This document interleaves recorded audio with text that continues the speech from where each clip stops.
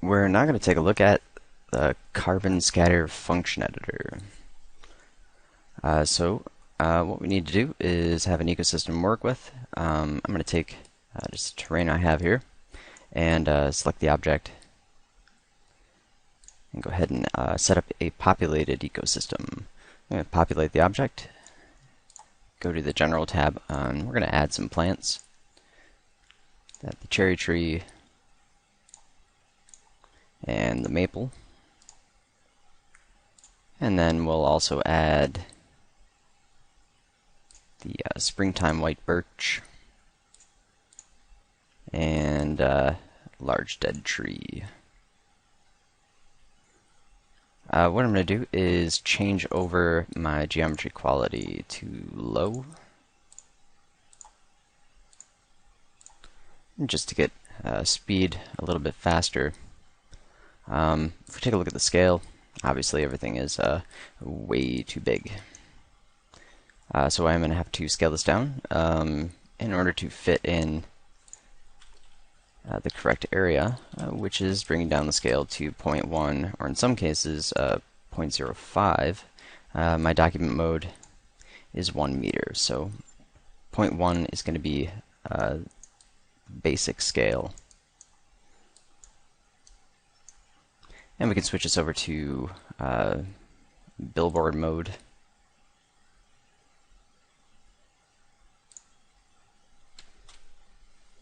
And I've just gone ahead and increased my display amount to show around 10,000 instances.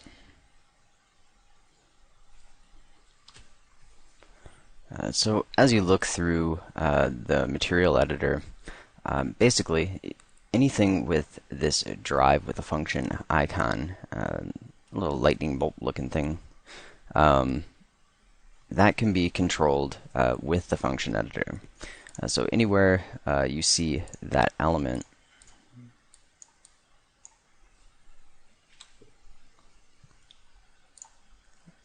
we can see throughout there are several different options for that. Going to the Presence tab, none of these options can be directly controlled with a function. However, there are ways to manipulate the density in order to achieve the exact same output and controls as these, but controlling it with a function.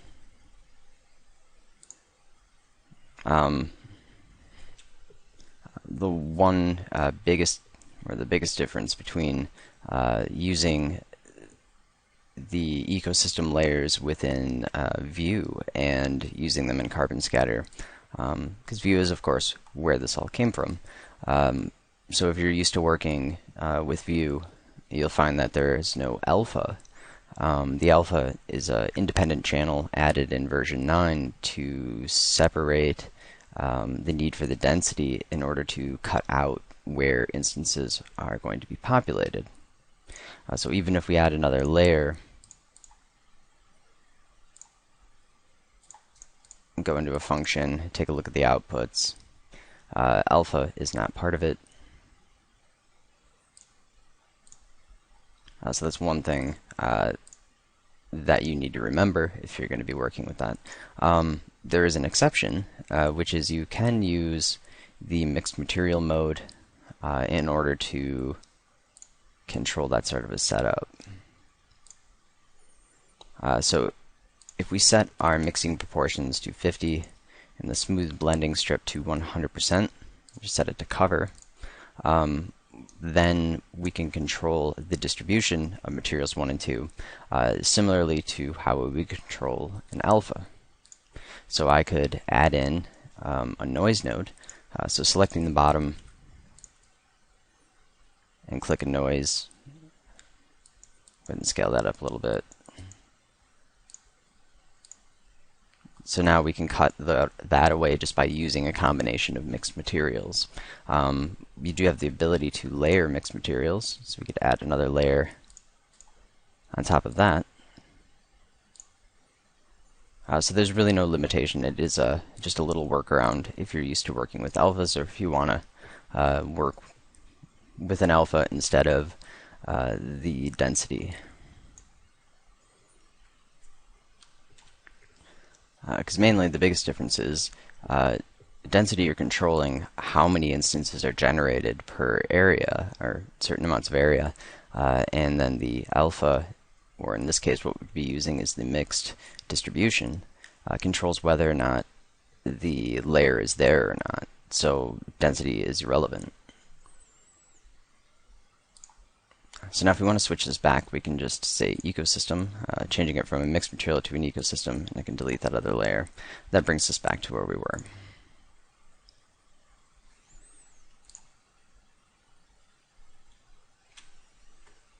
So the first thing we're going to take a look at is controlling the scaling and orientation with a function. So we're going to turn on variable scaling. Now we can load in functions. You can double click to pull up the library, and these are functions that come with carbon scatter. If you do own Vue, these are compatible, so all of the functions saved from Vue can be opened within carbon scatter. So I'm going to go ahead and under layers and just load in the underlaying furrows. And now we can see how that is affecting the scale. And we can see those bands showing up. We can independently control this output, just the variable scaling output, with these numbers. And if we switch this over to world standard, we're going to notice a different scale output.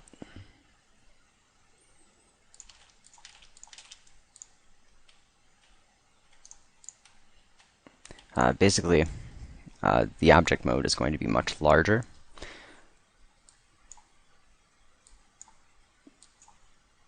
So we can go into individual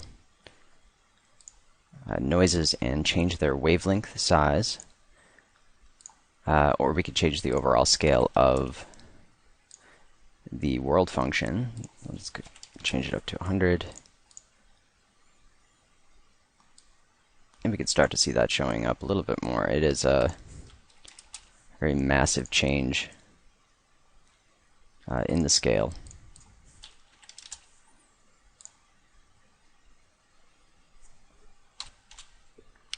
Remembering too that this does not scale, or changing the material scale doesn't scale the instances, just the underlying functions. So I'm going to change the scale back to 1, right click on the variable scaling and reset the function. And that way we're back to just kind of a medium scale, which is going to return an output of 0 if it's reset, which is going to be basically the equal amount of size variation. I'll go ahead and clear this for just a sec so I can zoom in, repopulate. And we're going to go and edit the function and set up a custom function.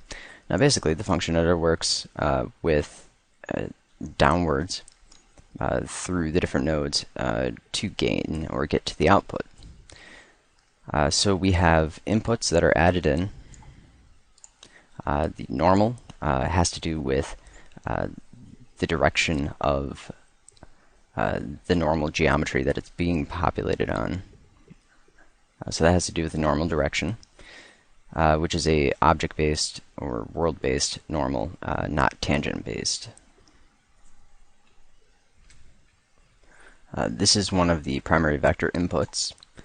The main vector input is the position. And position is going to be basically the vector of the scene. There are additional position option nodes. You can go to right click, add input node, and choose position options. There's also a normal options. So normal options, you can choose between object based normal type or world based. Going into the position options, we can choose all of the different mapping modes plus a distance unit. So you can really define scales separately per node. So these are the primary vector inputs.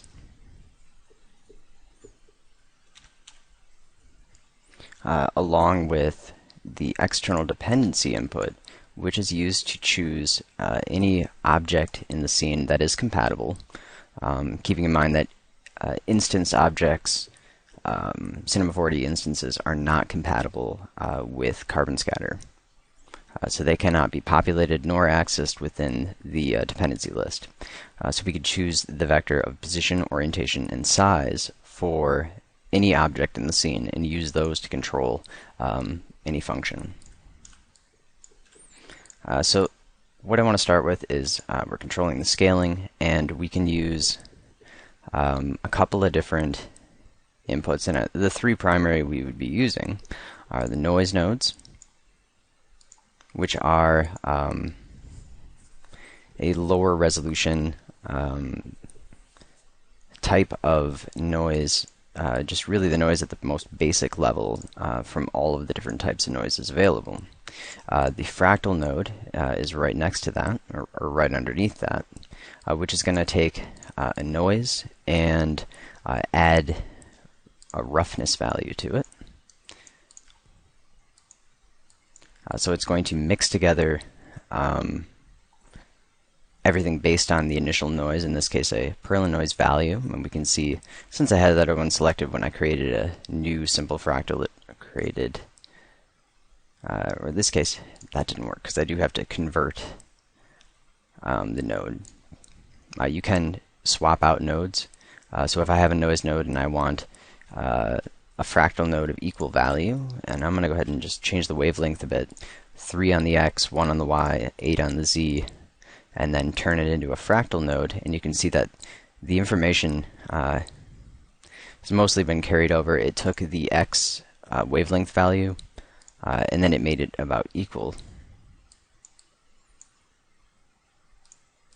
And then we have a largest feature option instead of just a regular scale. On top of that is the Metascale. Metascale is a grouping of the largest feature, basically.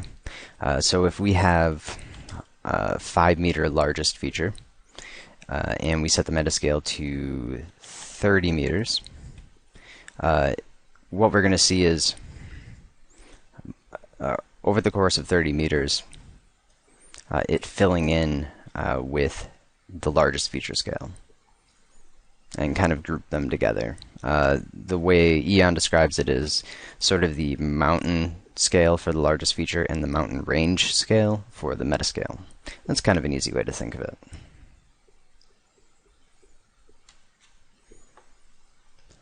Now, an incredibly useful window is the function node preview. That can be accessed up here at the upper right.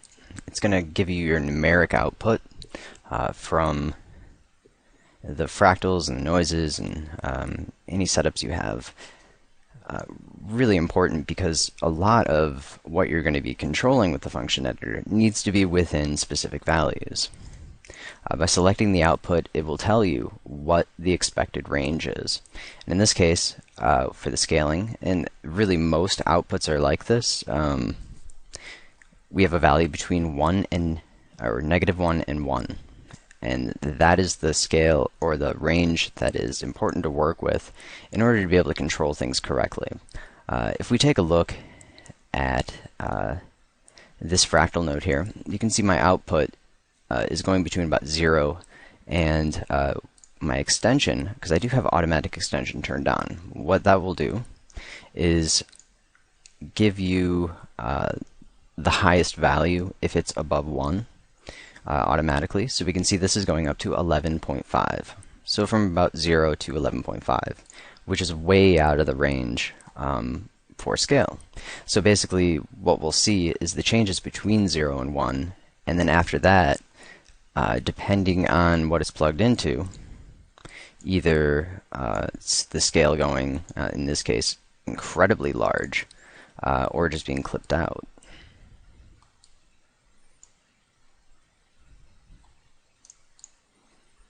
So in a very important filter because of this is the map filter, which you'll probably end up using a lot if you're doing a lot in the function editor. It's really the best way to change values. If you're used to working with Espresso, this is basically the equivalent of the range mapper. So what we can do is select the link. Now there's two ways to really add in new nodes. You can select from the bottom and then add a filter, which is easy if you don't have anything before that, or you're trying to reach the end of the chain. Or you can select the link and add a filter. Now, depending on the type of connection you're making, sometimes the math nodes and the filter nodes will not apply because they do require specific connections to specific types of data. What you're going to see for the data types are red is for the vector, blue is for numeric outputs, purple is for texture coordinates, and all of the color nodes have been basically removed. But if you were to find color nodes from some of the presets, those are going to show up as green. So back to the map filter. What we're going to do is change that filter over to map. And what we can do is set the input range. And before we said it was 0 to around 11.5. So that's our input. And we change our output to -1 to 1, which is the desired range. Now, it does look like we're going below 0. So I do need to trim that or take the negative down further.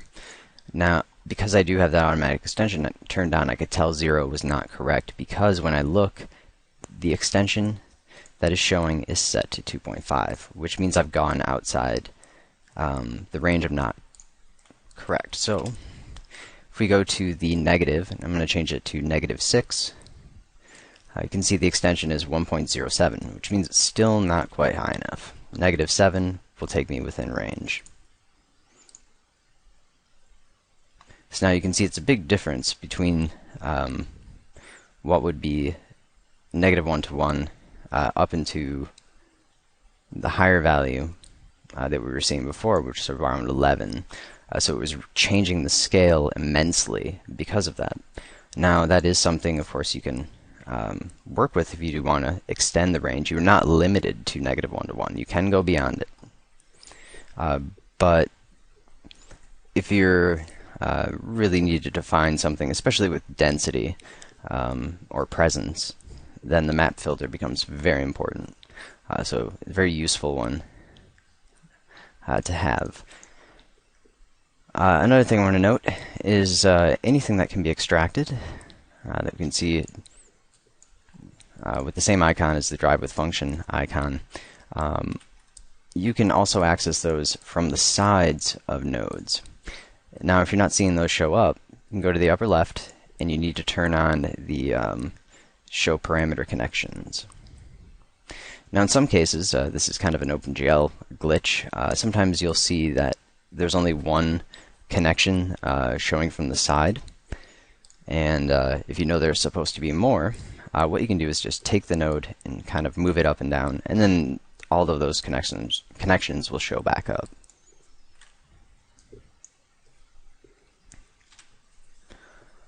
Now, most nodes and fractals will stay within -1 to 1 if Metascale is not used, and the gain is around 1 or so. It is variable depending on the largest feature amount and somewhat of the wavelength. So you can reduce, so if you're going with a largest feature, the output is basically going to be equal to that. So if I set the gain to 1, our extension or our output is basically equal to that largest feature amount. So right now we have it set to 25, around 25 for the largest feature, and the extension and the output is going up to 25. If you want to reduce that without creating a map, you can reduce it quite a bit by using the gain up until a certain point. The gain only goes down to 0.1, but we can type in values of a little smaller. So I could type in 0.03, and now I don't even need a map filter.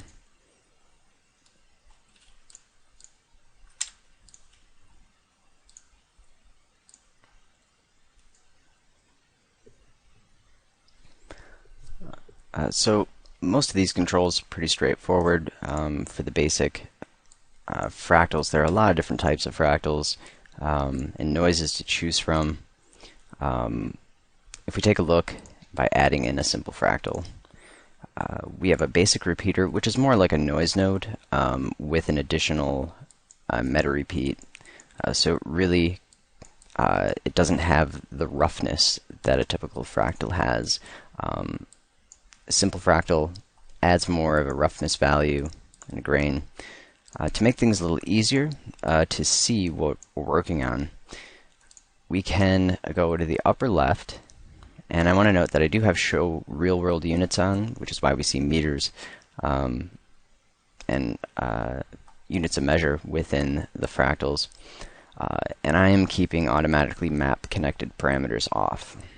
A couple of reasons for that. Mainly because it doesn't quite work as well as I would like it to. It does make editing specific numbers, especially when you're extracting vectors and turning those into numbers, the values can be a little weird. That's just personally, I don't like using it because I'm very precise about the way I use the function editor, and I might be using it a lot more than most people, and for things that you typically wouldn't use it for, but I find it's easier just to keep that option off. It was a newer feature added in Vue 9, part of the function editor in Vue 9, so I still find it a little iffy.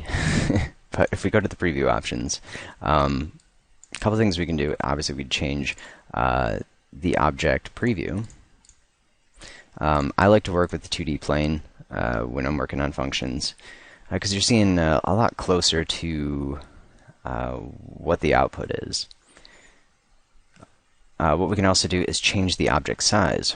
Right now we're working with a 1 kilometer object, so if we change this over to a kilometer, we're going to see basically the full extent of our landscape.